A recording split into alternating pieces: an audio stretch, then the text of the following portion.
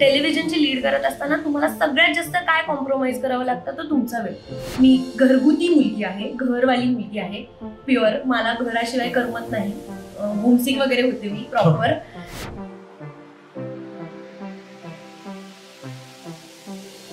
मंडळी, हाय, हॅलो, नमस्कार. तुमच्या ऑलरेडी रंगीबेरंगी आयुष्यात अजून थोडेसे रंग भरायला, काही नवीन अतूट नाती विणायला आणि ऑलरेडी विणलेली नाती जरा घट्ट करायला, बेसिकली मनमोकळेपणाने गप्पा मारायला मी आलोय तुमच्या भेटीला. Your one and only Ashish Joshi. आणि आजच्या गप्पा जरा स्पेशल आहेत ऍक्च्युली, कारण निमित्त वेगळं आहे, सण स्पेशल आहे, तिचा सण आहे ती. तुमच्या प्रत्येकाच्या आयुष्यामध्ये ती असतेच. कोणीतरी आई म्हणून, कोणीतरी बहीण म्हणून, कोणीतरी बायको म्हणून, कोणीतरी मैत्रीण म्हणून ती असते. त्याच्यामुळे आपल्या अस्तित्वाला काहीतरी एक परिपूर्ण असा एक स्वरूप येतो. सो हा सण हा तिचा मान सन्मान करणारा सण आहे, म्हणजे नवरात्रीचा सण. आणि त्याच्यामुळे आज आपल्या भेटीला आलेली आहे शिवानी सोनार. तर सर्वात पहिले इकडे आली आहेस तर त्याच्याबद्दल वेलकम. आपल्याला ऑफकोर्स माहिती आहे, the first AI serial I guess television industry मधली तू जगभरातली अशी सिरियल आहे ती. सो काय अनुभव आहे आतापर्यंत या सिरियलचा? मला विचारशील तर मला कमाल एक्सपिरियन्स आहे हा माझ्यासाठी. कारण सगळ्यात पहिल्यांदी तर गोष्टीवर मन अडकलं. तुला स्टोरी पहिले कळली? हो, मला स्टोरी पहिले कळली. बरं. आणि मग स्टोरी मध्ये आता आर्टिफिशियल इंटेलिजन्स वापरलं जाणार आहे हे मला खूप शेवटी कळलं. अच्छा. आणि ते जेव्हा कळलं त्यावेळेस माझंही असं होतं, म्हणजे नक्की काय करणार आहे. तर जोपर्यंत प्रोमो येत नाही तोपर्यंत मलाही त्याचा अजिबातच अंदाज नव्हता की हे सगळं कसं दिसणार आहे. पण ते जसं दिसलं ते खूपच सरप्राइझिंग होतं. आणि अशा एका चांगल्या इनिशिएटिव्हचा मी पार्ट आहे याचा मला आनंदच आहे. खूपच कमाल वर्क होत आहे खरंच. म्हणजे आपल्याला जे चित्र दिसतंय एनिवे, आणि प्रेक्षकांचा रिस्पॉन्स सुद्धा खूपच अमेझिंग आहे.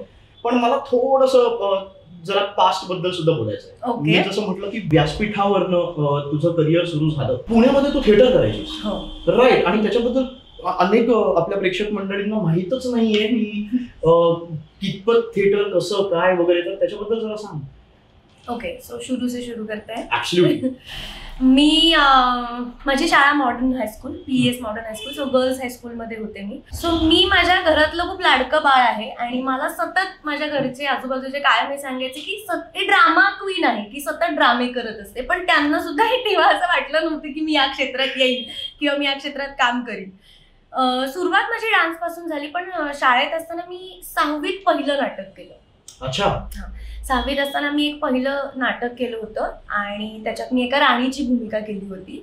आणि शाळेत असताना माझी एक मैत्रीण होती श्रद्धा म्हणून, आणि तिची मोठी बहीण जस्ट कॉलेजमध्ये गेली आणि ती एके दिवशी ती ताई आम्हाला भेटायला आली. आणि ती आम्हाला भेटायला आल्यानंतर तिने आम्हाला काही किस्से सांगितले की शाळेत कॉलेजमध्ये गेल्यानंतर कला मंडळ असतं, आणि मग पुरुषोत्तम, मग फिरोदिया, मग नाटकाचं मंडळ असतं, मग आपल्याला नाटक करता येतं आणि खूप मजा येते. आणि असं तिने जे किस्से सांगितले ना ते इतके कमाल होते किंवा ते इतके एक्साइटिंग होते माझ्यासाठी की तेव्हा माझं हे नव्हतं ठरलं की कॉलेजला गेल्यावर कुठली फॅकल्टी चूज करायची आहे, पण हे ठरलं होतं की ज्या कुठल्या कॉलेजमध्ये जाईन तिथे मी कला मंडळात जाईल. बरं, ओके. सो मी मॉडर्न कॉलेजमध्येच 11वी 12वी साठी ऍडमिशन घेतलं आणि मी पहिल्या दिवशी कला मंडळ शोधलं आणि मी कला मंडळात गेले. कॉलेजचा पहिल्या दिवसापासून मला काही एक्साइटिंग वाटलं असेल तर ते नाटक होतं की हा मला हे करायचंय, आपण हे करूयात. तिकडची वाईब, तिकडची एनर्जी, जे काही होतं ते खूपच इंटरेस्टिंग होतं माझ्यासाठी. आणि मग त्याच्यानंतर नाटक सुरू झालं. मग मी कॉलेजकडनं फिरोदिया करंडक केलं. सायमल्टेनियसली माझी आई ब्युटिशियन असल्यामुळे मी मेकअप शिकत होते, मी ब्रायडल मेकअप सुद्धा करायचे. सो मी मेकअपच्या सुद्धा ऑर्डर्स घ्यायचे तेव्हा, मेकअप आणि मेहंदीच्या. सो माझं हे सगळं सुरू होतं. तेव्हा पुण्यामध्ये खूप जास्त प्रायोगिक नाटक सुद्धा केलं जातं. खूप वेगळे ग्रुप्स आहेत. त्याच्यामुळे मग असं झालं की आपण तिकडनं एक ऑफर आली मला की असं एक रंगदृष्टी नावाचा ग्रुप आहे ज्यांचं नाटक आहे आणि ते नाटकाची एंट्री ते भारंगमला पाठवणार आहेत. सो तुला आवडेल का करायला? मी म्हटलं की हो मला आवडेल, कारण निरंजन पेडणेकर त्याचा दिग्दर्शक असणार होता, जो खूप कमाल दिग्दर्शक आहे. सो मला असं झालं की आम्हाला निरंजन सोबत काम करायचंय, त्याच्यामुळे मी नाटक करेन. सो मी प्रायोगिक नाटक जे करायला लागले ती पुढची 3-3.5 वर्ष मी प्रायोगिक नाटकच केलं. मोहित टाकळकर, निरंजन पेडणेकर, निरंजन बरोबर जवळजवळ मी 5 ते 6 नाटकं केली. आसक्त कला मंच म्हणजे मोहित टाकळकर यांची जी संस्था आहे त्यांच्याकडनं मी गजब कहाणी नावाचं नाटक केलं जे हिंदी जिब्रिश होतं. आणि मग ते मुंबईत आद्यम फेस्टिवलला किंवा दिल्लीत त्याचे प्रयोग झाले, बँगलोरला त्याचे प्रयोग झाले, मग वेगळ्या वेगळ्या काय म्हणतात फेस्टिवल्सना प्रयोग झाले. त्याच्यामुळे मला फिरता आलं, खूप बघता आलं. बाहेरचं नाटक, महाराष्ट्राच्या बाहेरचं नाटक कसं आहे हे सगळं बघता आलं. आणि हे सगळं करत असताना सायमल्टेनियसली आपल्या टेलिव्हिजनसाठीच्या माझ्या ऑडिशन सुरू होत्या. स्टेजवरनं तू स्क्रीनवरती आलीस खरी, पण त्यातली मधली एक पायरी गायली आहेस का? म्हणजे शॉर्ट फिल्म्स. हा बऱ्यापैकी शॉर्ट फिल्म्स पण केलेले आहेस. हा प्रवास कसा होता? बऱ्यापैकी नाही केल्यात मी शॉर्ट फिल्म्स, पण काही शॉर्ट फिल्म्स केल्या आहेत ज्या माझ्यासाठी खूप लाईफ चेंजिंग ठरल्या. कारण कॅमेराचा जो एक्सपिरियन्स आपल्याला येणं गरजेचं असतं ते शिक्षण मला त्या शॉर्ट फिल्म्सनी दिलं असं मला वाटतं. गाठभेट नावाची एक मी शॉर्ट फिल्म केली होती ज्याचा डिरेक्टर होता श्रीकांत भिडे आणि ती ब्रेस्ट कॅन्सरवर ती फिल्म होती. सो ती फिल्म करत असताना मला एक खूप छान एक्सपिरियन्स आला कारण पहिल्यांदा लीड केलं होतं मी त्याच्यात. ओके. सो शॉर्ट फिल्म मध्ये मी पहिल्यांदा लीड केलं, अदरवाईज मी नाटकातही कधी लीड केलं नव्हतं. Okay okay. सो ती पण तो जो एक एक्सपिरियन्स असतो कारण ती एक प्रकारची जबाबदारी असते तुमच्यावर. आणि ब्रेस्ट कॅन्सर ते पण इतक्या कमी वयात, कारण तेव्हा मी काहीतरी 19-20 वर्षांची वगैरे होते आणि तेव्हा मला ते 25 का 26 वर्षाच्या मुलीचं कॅरेक्टर करायचं होतं जे खूप डिफिकल्ट होतं माझ्यासाठी तेव्हा. कारण आपण कितीही प्रयत्न केला तरी काय पद्धतीनं आपली मेंटॅलिटी असते, आपले काय विचार असतात त्या पर्टिक्युलर वयात हे आपण नाही सांगू शकत. आणि त्या वयात जर इतक्या मोठ्या म्हणजे कॅन्सरला जर तुम्ही सामोरं जाणार असाल तर काय पद्धतीनं ते काम केलं जाईल हे खूप डिफिकल्ट होतं. पण ती त्याच्यानंतर अगली डस्ट नावाची एक शॉर्ट फिल्म होती ती मी केली. सो असं शॉर्ट फिल्म्स हळूहळू करत करत करत मग नंतर पुढचा प्रवास सुरू झाला. आणि शॉर्ट फिल्म्सच्या मुळे तुला जरा सिरियल्स आणि मूव्हीज मध्ये ट्रान्झिशन करायला थोडीशी मदत झाली? हो, म्हणजे ॲज अ ऍक्टर म्हणून खूप मदत झाली. कॅमेराची भीती गेली सगळ्यात महत्वाचं. बरोबर. आणि मला एक गोष्ट जाणवली की मी कॅमेरा समोर खूप जास्त कम्फर्टेबल आहे. ओके. खूप जास्त कम्फर्टेबल आहे. सो मग त्याच्यात आपण आपल्यामध्ये काय बदल घडले पाहिजे तर ती सुरुवात तिथून झाली होती की ऑफकोर्स आपण अभिनय तोच असतो पण काही 4 गोष्टी नाटकात करत असताना जास्त कराव्या लागतात, कॅमेरासमोर करत असताना कमी कराव्या लागतात. तर ते जे मोजमाप आहे ना ते शोधण्याची सुरुवात तिथनं झाली होती. जसं की मला अजूनही आठवतंय की टेलिव्हिजन करत असताना माझ्या पहिल्या सिरियलचा पहिला शॉट हा माझा क्लोज लागला होता. अच्छा, बर. आणि तेव्हा त्याच्यामुळे मला ही भीती नाही वाटली की क्लोज म्हणजे काय, मास्टर म्हणजे काय, ओएस म्हणजे काय, ह्याच्यात नाही अडकले. मी केला क्लोज, म्हणजे केला असं झालं की हा ठीक आहे ओके क्लोज आहे का, ओके. मग थोडीशी भीती वाढली, खूप कॉन्फिडन्स गेला होता तिथे पूर्ण, पण केला क्लोज, असं सगळं ते झालं. तेव्हापासून हा आताचा प्रवास की जिकडे नाव you are actually acting with technology futuristic किंवा आता कदाचित भविष्यात अशा पद्धतीने तुम्हाला सिरियल्स मूव्हीज वगैरे बघायला मिळतील आणि त्याच्याबरोबर तुला एनिवे आता काम करायला मिळतं. सो ते प्रिपरेशन होतं kind of circle of the universe may be. पण मग नसतं, चल समज की ते 6वीत जर का ते नाटक नसतं मिळालं किंवा डान्सची आवड होती पण नाटक जर का नसतं केलंस, बेसिकली अभिनय क्षेत्रात जर वळली नसतीस तर मग काय झालं असतं, काय बनली असतीस, काय केलं असतं? मला असं वाटतं की अभिनय क्षेत्रात जर वळले नसते तर जॉब नक्कीच केला नसता. काय केलं नसतं तर 9 to 5 जॉब नक्की केला नसता. ओके. अजिबात. कारण मला एवढी खात्री आहे की काहीतरी जे आर्टिस्टिक आहे आर्टशी रिलेटेड काहीतरी केलं असतं. आय थिंक आता जर विचार केला तर मला असं वाटतं कदाचित मेकअप मनावर घेतला असता तेव्हा तेवढा, पण रमले नसते. तू आत्ताच म्हणालीस की हे ऍक्टिंगचं शेड्यूल खूप हेक्टिक असतं किंवा त्याच्यामध्ये तुम्हाला स्वतःला मोटिवेट करावं लागतं वगैरे वगैरे. मग तुझे काय सिक्रेट्स आहेत स्वतःला मोटिवेट करण्याचे? Anything that you keep on telling yourself किंवा कोणती हॉबी मध्यंतरी म्हणजे मध्ये तू फॉलो करतेस किंवा अशातली काही एक रुटीन? हे बघ, आता मला असं वाटतं की मुळात तुम्ही जेव्हा तुमची आवडती आणि सगळ्यात लाडकी सगळ्यात जवळची गोष्ट करत असताना तेव्हा तुम्हाला मोटिवेशन नाही आणवं लागतं. ओके. तुम्हाला ते आवडतं म्हणूनच तुम्ही ते करताय आणि म्हणूनच तुम्ही तिथे 100% देऊ शकता तुमचे. सो मला अजून तरी असं झालं नाहीये की कंटाळा आलाय, ओके, नको करूयात, असं पण कधीच बोर महिन्यात झालंय. 25-26 दिवस एक्सटेंडेड शिफ्ट वगैरे करून सुद्धा वाटत नाही की जरा आराम वगैरे? हा, आराम करावा असं वाटतं ना. मी तुला सांगू का, टेलिव्हिजनची लीड, स्पेसिफिकली टेलिव्हिजन बद्दल बोलते, टेलिव्हिजनची लीड करत असताना तुम्हाला सगळ्यात जास्त काय कॉम्प्रोमाइज करावं लागतं, तर तुमचा वेळ. कारण तुम्ही जेवढी शिफ्ट आहे तेवढ्या शिफ्टमध्ये तुम्ही काम करत असता, कारण तुम्ही पहिल्या मिनिटापासून शेवटच्या मिनिटापर्यंत असता, तुम्ही सगळ्या सीन्समध्ये असता. बरं, त्या सीन्समध्ये तुम्हाला अनेक प्रकारच्या इमोशन्सच्या ट्रान्झिशन्समधनं जावं लागतं.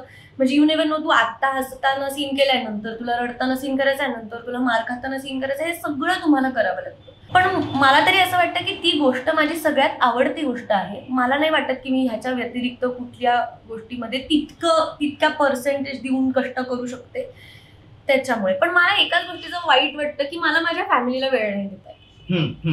मला माझ्या मित्रांना वेळ देऊन किंवा माझ्या घरच्यांना वेळ दिल्यानंतर मला फ्रेश वाटतं.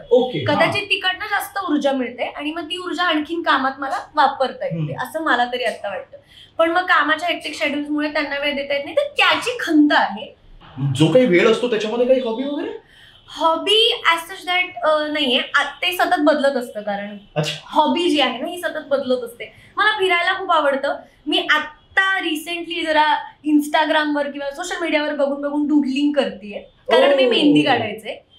मग त्याचे ते विशिष्ट प्रकारचे स्केच पेन्स आणून मग छान एक डायरी करून मी ते करत बसलेले असते जेव्हा मला वेळ असतो तेव्हा. ओके, नाटकांपासून आतापर्यंत, आता हे सिरियल करत असताना सुद्धा तू बऱ्यापैकी वेगवेगळ्या ठिकाणी भटकतेस आणि तुला वेगवेगळ्या प्रकारची लोक भेटतात वगैरे वगैरे. तेव्हापासून तू बऱ्याच वेगवेगळ्या प्रकारच्या लोकांना भेटलीस, तेव्हा तुला त्यांच्याकडनं एक मिळणारा रिस्पॉन्स तुझ्या कामाबद्दल किंवा इन जनरल, की कशी माणसं आहेत आजूबाजूला, आणि आता जेव्हा तू भटकतेस आणि तेव्हा तुला एक मिळणारा रिस्पॉन्स तुझ्या कामाबद्दल इन जनरल, तो चेंज तुला कसा दिसतोय? खरं सांगायचं तर म्हणजे फरफट हा शब्द खूप चुकीचा आहे, पण फरफट होते थोडीशी. काय होतं, मी जेव्हा पण ती हवी असते की म्हणजे, पण त्याचा मला आनंद असतो त्याचा, पण कदाचित समोरच्या व्यक्तीला त्याचं दुःख वाटतं. म्हणजे आता फॉर एक्झाम्पल, मला एकच दिवस सुट्टी मिळाली आहे, मी पुण्याला गेले तर मी सकाळी घरी गेले, मी 2 तास घरच्यांसोबत असते, मग 1 तास मी माझ्या अड्ड्यावर जाईन, मी माझ्या मित्रमैत्रिणींना भेटीन, मग नंतर जमला वेळ तर पटकन कझिन्सना भेटीन, पॉसिबल झालं तर. मग त्याच्यात मला काहीतरी कामं असतात, कुठे डॉक्टरकडेच जाय, कुठे शॉपिंगच करून घेऊन जायचंय किंवा हे करायचं ते करायचं, तर ते काय बँकेचीच कामं आहेत किंवा हे सगळं मी करत असते. बरं, हे सगळं करत असताना मला बाईकवरच फिरायचं असतं, कारण मला बाईकवर फिरायला खूप आवडतं. कारण मी पुण्यात कारनी नाही फिरत. ओके, म्हणजे नाहीच, बोर होतं, सॉरी, मला खूप बोर होतं. मग हे सगळं करता करता थोडीशी फरफट होते, पण ती खरंच हवी अवश्य. आता तू मुंबईत कम्प्लिटली असतेस, ठाण्याला, ह्यात तुला वेळ मिळतच नसेल पण पुण्याला जायला किंवा? हा, पण माझ्या सेटवर मला सगळे चिडवतात की आता सुट्टी आहे ना, मग शिवानी कुठे पुण्याला पडली, शिवानी ठाण्यात, अरे नसतेच. किंवा म्हणजे असं सेटवरच्या लोकांचा कधी काही प्लॅन झाला तर मला विचारत पण नाही हल्ली कधी तू ये, नाही ती पुण्याला जाणार असेल ना, असं ते एक गृहीत धरलेलं असतं. किंवा सर असतात, सर मला की पुन्हा जरी आहे वगैरे, हे ठरलेलं असतं. आणि लकीली आत्ताच्या आमच्या सेटवर खूप लोक अशी आहेत की जी पुण्यातली आहेत. अच्छा, तर मग आमचा ग्रुपच असतो जो पुण्याला जातो. बर, आता मी जसं म्हटलं तसं की हा सण स्पेशल आहे, नवरात्री रिलेटेड मला तुला काही प्रश्न विचारायचे. ओके, तुझ्या आयुष्यात अशी कोणती एक स्त्री आहे जिला तू आयडलाइज करतेस किंवा तुझ्यासाठी दॅट इज द गॉडेस, किंवा that is your inspiration to do anything in life, किंवा तुला त्यांच्यासारखं बनायला आवडेल? एक नाहीये. Okay, very nice. मी कायमच हे बोलते, माझ्यासाठी माझी फॅमिली खूप मोठं इन्स्पिरेशन आहे. आणि मी खूप जास्त, मी घरगुती मुलगी आहे, घरवाली मुलगी आहे प्युअर. मला घराशिवाय करमत नाही, होमसिक वगैरे होते मी प्रॉपर. सो त्याच्यामुळे माझ्या घरातल्या सगळ्याच स्त्रिया माझ्यासाठी इन्स्पिरेशन आहेत. त्यातल्या सगळ्यात पहिली माझी आई, माझी आजी, माझ्या दोन्ही आत्या. ही जी 4 नावं आहेत ना, ही खूप मोठी आहेत, कारण त्यांनी घडवलं, त्यांनी कायम मला सपोर्टच केला. चुकले जरी असेल तरी शिकवलं, पण त्यांनी मला सपोर्ट केला, त्यांनी माझी पाठ नाही सोडली कधीच. मला असं वाटतं माझ्यातला जो ड्रामा आहे ना तो मला आईकडनं मिळालाय. In a good way. कालच आमचा हा विषय झाला. म्हणजे ती माझ्याशी असं बोलत होती, मला असं झालं आई मी चुकी म्हणजे तू का नाही आहेस या फील्डमध्ये, मी का, तर ती म्हटली माझ्याकडनंच आलंय तुझ्याकडे. तर मला ते आज पटतंय की हो तो ड्रामा मला तिच्याकडनं मिळालेला आहे. पण माझ्या आईमध्ये एक पॉवर आहे आणि ती पॉवर अशी आहे की तिच्यासमोर कोणीच खोटं नाही बोलू शकत, कोणीच नाही. म्हणजे असं एवढंसं सुद्धा खोटं असेल तरी ती लगेच पकडते आणि तिला कळतं ते. आणि फक्त मी, माझा भाऊ किंवा माझे वडील यांच्या बाबतीत ते नाहीये. तिला जगात कोणीही खोटं बोलत असेल ना तिला लगेच कळतं. एक पॉवर आहे ही तिची. आणि दुसरी पॉवर म्हणजे तिची जी इच्छाशक्ती आहे ना, म्हणजे एखादी गोष्ट जर तिला बदलायची असेल तर ते बदलण्यासाठी ती जे जीव तोडून काम करते ना, ते मी आजतागत इतर कोणाच मध्ये पाहिलेलं नाही. आणि तो जो कॉन्फिडन्स आहे ना, हा जो कॉन्फिडन्स आहे माझ्यातला, तो मला तिने दिलाय. किंवा तिने मला हे सगळ्यात पहिल्यांदा ह्याची जाणीव करून दिली की शिवानी, जर तुला एखादी गोष्ट आवडते ना तर तेव्हा तू त्याच्यासाठी 100% देऊन काम करतेस. मग तू मागचा पुढचा कसलाच विचार करत नाहीस. आणि ही तुझी क्वालिटी आहे. ही क्वालिटी मला माझ्या आईने जाणवून दिली. आता देवीकडे जर काही मागणं करायचं असेल की स्त्रियांसाठी आता ह्या जगामध्ये काहीतरी एक अशी गोष्ट घडत, तर मग तू काय सांगशील? जेन्युनली वाटतं की शाळेत सेल्फ डिफेन्ससाठी मुलींना 4 गोष्टी शिकवल्या पाहिजेत. आणि सोबत म्हणजे असं नाही म्हणते मी तुला की फक्त मुलींना शिकवल्या पाहिजेत. जर वर्गात 40 विद्यार्थी आहेत, त्यातल्या 20 मुली आहेत, 20 मुलं आहेत, तर ते 40च्या 40 जणांना शिकवलं पाहिजे. कारण त्या 40 जणांना सायमल्टेनियसली म्हणजे एका वेळेला ही गोष्ट वाटली पाहिजे की आपण स्ट्रॉंग आहोत. उद्या एक मुलगा जर मला मारायला आला किंवा एखादी मुलगी एका मुलाला मारायला गेली तर भीती नाही वाटली पाहिजे की मी मुलगी आहे, मग मी नाजूक आहे म्हणून तो माझ्यावर हात उचलू शकतो. तर असं नाही वाटलं पाहिजे. किंवा त्यालाही हे नाही वाटलं पाहिजे की तो येऊन मला मारू शकतो.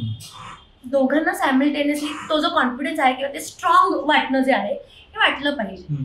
आणि मला असं वाटतं की त्याच्यासाठी शाळेपासूनच ती सुरुवात व्हायला पाहिजे. तर तुम्ही मोठे व्हाल तेव्हा तुमच्या मेंदूत किंवा तुमच्या डोक्यात ते फिट बसेल की तुम्ही स्ट्रॉंग आहात. आणि तुम्ही ह्याच्यावर जर समोरचा कोणी XYZ व्यक्ती तुमच्यासोबत काही वाईट करतोय तर त्याला तुम्ही प्रतिकार करू शकता. असं अजून जरा एखाद दुसरा खेळ खेळायचा आहे मला तुझ्याबरोबर. मी एक शब्द घेईन, ओके, तो साधारणपणे एक गुण असेल किंवा एखादी क्वालिटी असेल तुझ्यातली, आणि तो शब्द घेतल्यानंतर तुला मला सांगायचं आहे की तुला कोण आठवतं. ठीक आहे? Okay, ready? आणि हे रपारप करूया. येस. ताकद. माझे वडील. निर्भयता. निर्भयता. माझा एक खूप जवळचा मित्र आहे, माझा बेस्ट फ्रेंड पराग. ओके. विजडम. बुद्धिमत्ता. पराग. हा. सहानुभूती. आई. ओके. आत्मविश्वास. माझा भाऊ. संयम. माझी आई. महत्वाकांक्षा. पराग. बर. क्रिएटिव्हिटी. आई. दयाळूपणा. आई. आता नेक्स्ट आहे धिस ऑर दॅट. अरे फेवरेट गेम आहे आपला. पब्लिक मध्ये गरबा खेळशील की पब्लिक मध्ये गाणं गाशील? पब्लिक मध्ये गरबा खेळीन ऑफकोर्स. गाणं बिडवी नसते म्हणत. वेडवेडेच का? नेहमी 10 मिनिटं उशिरा पोहोचतेस किंवा नेहमी 20 मिनिटं लवकर? मी 10 मिनिटं उशिरा पोहोचते. बर. हा. टाइम ट्रॅव्हल करून भूतकाळात जाशील का भविष्यात? भविष्य. ओके. सोशल मीडिया शिवाय राहशील का फोन शिवाय राहशील? सोशल मीडिया शिवाय. कुठेही टेलिपोर्ट करायची पॉवर निवडशील किंवा इतरांचं मन वाचवण्याची पॉवर निवड? कुठेही टेलिपोर्ट करायची पॉवर निवडेल. भाई 6. आणि जाशील कुठे? गोव्याला. ओके. आता तर गोव्यालाच. बीच पर्सन का माउंटेन पर्सन? माउंटेन मध्ये कधी गेलीच नाही तर बीच पर्सन. कायम परफेक्ट स्किन डे की कायम परफेक्ट हेअर डे? कायम परफेक्ट स्किन डे. ओके. हा. चॉकलेट शिवाय राहशील का कॉफी शिवाय राहशील? कॉफी शिवाय राहील. अनलिमिटेड वॉर्डरोब निवडशील का unlimited jewellery collection? Unlimited wardrobe collection. Okay. आणि आता हा धिस ऑर दॅट नाहीये. आता तुला सांगायचं पटकन की तुझं स्वप्न काय आहे, तुला काय बनायचंय? मला काय बनायचंय ह्याच्यापेक्षा माझं आत्ता स्वप्न असं आहे की माझी एक लिस्ट रेडी आहे डिरेक्टर्सची आणि मला त्या डिरेक्टर्स बरोबर काम करायचे. ओके. मला कुठल्याही माध्यमात काम करायला आवडेल पण मला त्या डिरेक्टर्स बरोबर काम करायचं आहे. पण जर निवडायचं असेल की वेब सिरीज किंवा सिरियल्स किंवा मूवीज, तर ह्यातलं तुझं फेवरेट काय आहे? हे बघ, खूप कमी एक्सप्लोअर केलंय मी. टेलिव्हिजन जास्त एक्सप्लोअर केलंय पण आता बाकीच्या गोष्टी सुद्धा एक्सप्लोअर करायला आवडतील, त्याच्यामुळे फिल्म्स. Okay cool. ह्या प्रश्नावरती साधारणपणे देवीकडे हीच प्रार्थना की तुझं हे जे स्वप्न आहे, तुझी ही लिस्ट आहे, ती लवकरात लवकर पेक्षा तुला हवी तशी पूर्ण होते. सो पण खरंच खूप मजा आली आणि लवकरच भेटू परत एकदा. Yes of course. पण तुला असंच जाऊ देणार नाही हो. तुझ्यासाठी आमच्याकडे एक भेटवस्तू आहे. तू इथे आली आहेस आणि तू एवढं छान आम्हाला वेळ दिलास. तुझं शेड्यूल खूप हेक्टिक असतं, पण त्यातून सुद्धा म्हणजे काय आज एखादा दिवस जर का आराम मिळाला असेल तरी तू आमच्यासाठी एवढा वेळ काढलास. सो त्याच्यासाठी थँक्यू सो मच. थँक्यू. तू अगदीच ओपन करून बघू शकतेस काय आहे. महूकल आहे हे नावच मला खूप आवडलंय. हा एक कमाल शर्ट आहे आणि मला कॉटनचे शर्ट्स खूप आवडतात. So thank you so much. आता मी हा लवकरात लवकर घालणार आहे. नाही आणि so unlimited wardrobe collection. Yes. Thank you आल्याबद्दल आणि लवकरच भेटू. तुझी लिस्ट ही तुझ्याप्रमाणे लवकरात लवकर पूर्ण हो. थँक्यू. आणि तुम्हाला सगळ्यांना नवरात्रीच्या खूप खूप शुभेच्छा. खूप खूप शुभेच्छा. थँक्यू.